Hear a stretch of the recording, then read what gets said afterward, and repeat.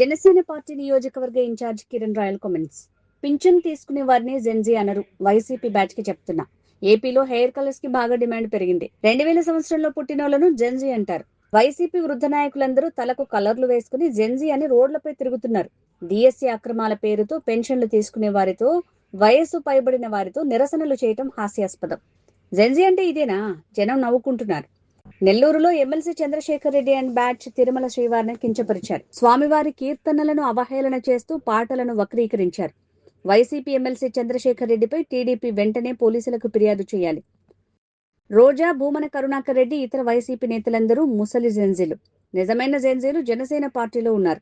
పవన్ కళ్యాణ్ శస్త్రచికిత్స చేసుకున్నారు కాబట్టి ఏపీ కేబినెట్ కు రాలేకపోయారు. ప్రజలు ఎన్నుకున్న 11 మంది వైసీపీ ఎమ్మెల్యేలు ఎందుకు అసెంబ్లీకి రావటం లేదు? ఏంటి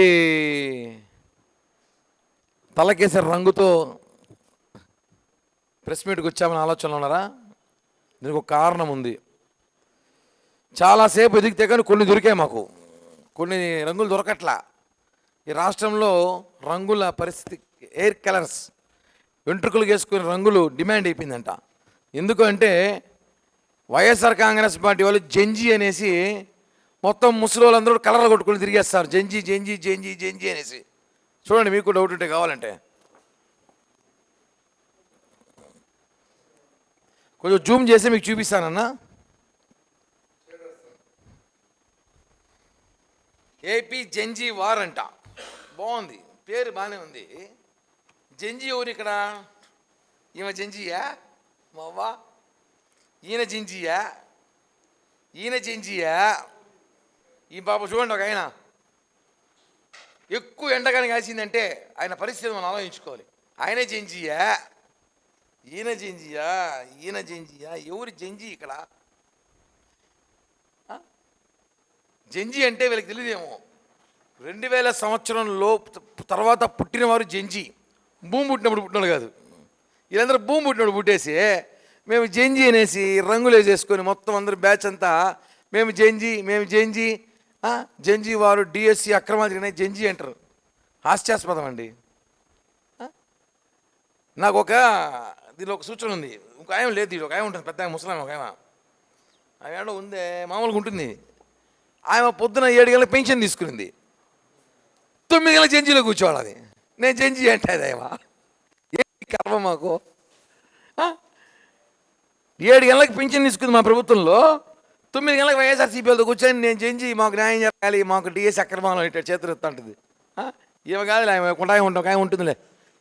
లేరు అంటే నేను చెప్పేది ఏమంటే, అయ్యా జగన్మోహన్ రెడ్డి బ్యాచ్ జెన్జీ అంటే తలకి రంగులు వేసుకొని పెన్షన్ తీసుకునే వాళ్ళు కాదు నాయన. పెన్షన్ తీసుకునే బ్యాచ్గా జెన్జీ అంటే 2000 సంవత్సరంలో పుట్టిన తర్వాత. అంటే ఎవరు తెలుసా? రోజా గారు ఉన్నారు, వాళ్ళ కూతురు జెన్జీ, వాళ్ళ కొడుకు జెన్జీ. భూమన కరుణాకర్ రెడ్డి కొడుకు కూడా జెన్జీలోకి రాడు. మేము కూడా రాము. ఇంకా వాళ్ళే జెన్జీ అంటే మేము ఇంకా జీ ఆల్ఫా, ఇంకా చిన్నపిల్లలం. ఇది అందరం ఇప్పుడు ఆయన అంతే కదా, నా తప్పే ఉంది. నేను ప్రజలకు చెప్పాల్సిన అవసరం ఉంది. ఇప్పుడు 66, 67 ఆయనకి, మా అవ్వకు 53, 54 ఉంటుంది. ఇదంతా బ్యాచ్ అంతా 50+ ఉన్నారు.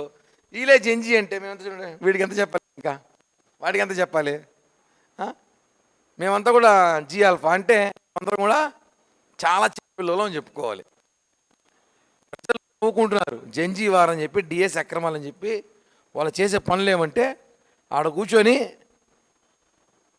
డబ్బులు ఇచ్చి ముస్లిం మొత్తం పట్టుకొచ్చి, పింఛన్ బ్యాచ్ని పట్టుకొచ్చి డిఎస్ అక్రమాలు అంటూ కూటమి ప్రభుత్వం విమర్శిస్తుంటే నవ్వు వచ్చింది. అందుకే ఇది 2 రోజులు చూస్తున్నా, మాట్లాడాలనుకుంటున్నా. సరే చూద్దాంలే, వీళ్ళు ఏమైనా లేస్తారేమో అనుకుంటే ఈరోజు పెద్ద ఉద్యమం చేశారు. అన్ని చోట్ల మందు మరమ తోలించి జిల్లా వ్యాప్తంగా అన్ని జిల్లాల్లో రోడ్ షోలు, ర్యాలీలు చేశారు. అదే చెప్తున్నా, అయ్యా వైసీపీ నాయకులరా, కనీసం జెన్జీకి అర్థమని తెలుసుకుంటారా బాబు. జెన్జీ అంటే పెన్షన్ తీసుకునే వాళ్ళు, హెయిర్ డై వేసుకునే వాళ్ళు కాదు. మీ కర్మ అంటూ మాకు హెయిర్ డై దొరకట్లే. ఎక్కడ చూసినా హెయిర్ డైలు డిమాండ్ అయిపోయింది. ఏమి ఏ షాప్ పోయినా 10 ప్యాకెట్లు ఇది ఇస్తారు. ఏమి అంటే ఏడన్నా మొత్తం వైసీపీ వైఎస్ఆర్ ఇంట్లో ఉన్నాయన్నా మొత్తం కలర్ వేసుకుంటారు. పొద్దున్నే చేసుకుని వెళ్ళిపోతారన్నా, మొత్తం బ్యాచ్ కలర్ వేసుకు వెళ్ళిపోతానంట. జెన్జీ జెన్జీ జెన్జీ అనేసి. హాస్యాస్పదమే కదా ఇవన్నీ. నిన్న ఒక అతను నెల్లూరు జిల్లాలో ఎమ్మెల్సీ చంద్రశేఖర్ రెడ్డి కనీస ప్రతిపక్ష హోదా కూడా లేదు. అతను అంటాడు వెంకటేశ్వర స్వామి పాటల్ని ప్రేరణ చేసి పాటల్ని కించపరుస్తూ శ్రీ వెంకటేశ్వర గోవింద నామాల పైన నిన్న వాళ్ళు దీక్షలు చేశారు, మనం చూసుంటాం సోషల్ మీడియాలో కూడా. దాని మీద చర్యలు తీసుకోవాలి టీటీడీ కూడా కోరుతున్నా, వాళ్ళని అరెస్ట్ చేయండి. ఆ పాటలు ఎవరైతే పాడారో వాళ్ళందరి మీద టీటీడీ చర్యలు తీసుకోవాలి, కేసులు పెట్టాలి.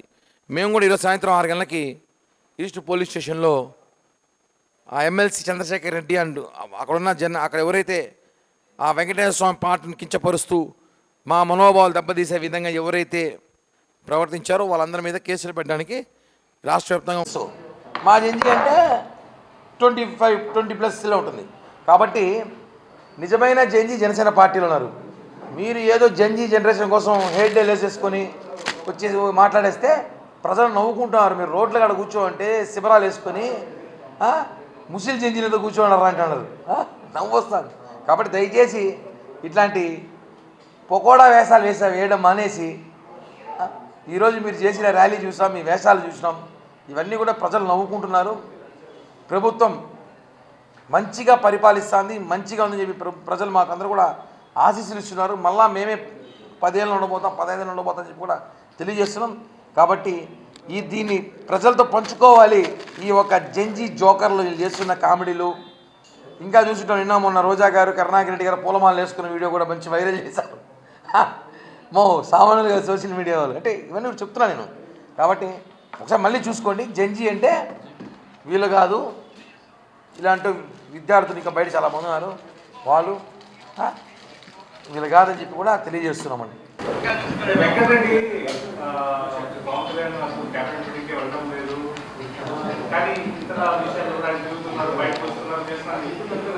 పవన్ కళ్యాణ్ గారు క్యాబినెట్ మీటింగ్ రాకపోవడం అని చెప్తున్నాడు. వెంకటరెడ్డి అడిగారు కదా, ఎవరు వైసీపీ హార్పిక్ రెడ్డి అంటారు కదా.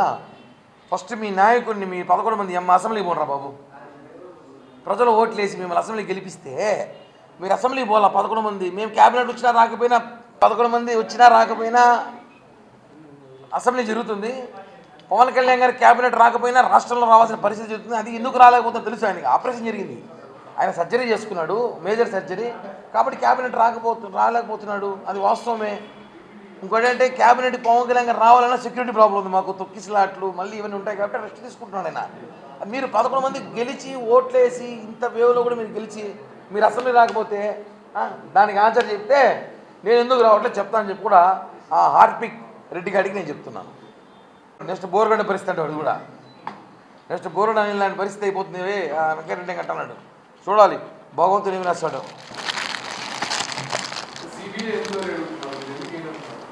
సిబిఐ చనిపోయినా వాళ్ళు అడిగితే మేము ఎందుకు వేస్తామన్నా?